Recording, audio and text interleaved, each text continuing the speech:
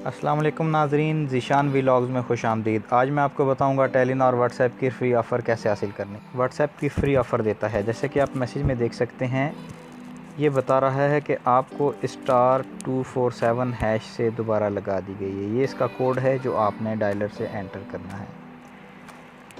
आपकी सहूलत के लिए इस मैसेज को मैं हाईलाइट कर रहा हूँ जिसमें कोड भी दिया गया है।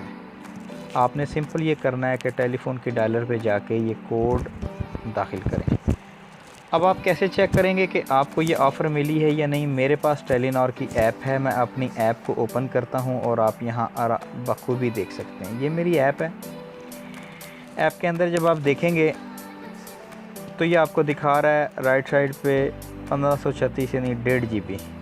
उस पर मैंने क्लिक किया तो आपको ये कैलकुलेट करके बता रहा है कि कितने सोशल MBs बचे हुए हैं, जबकि इसके अलावा मुझे एक और ऑफ़र मिली।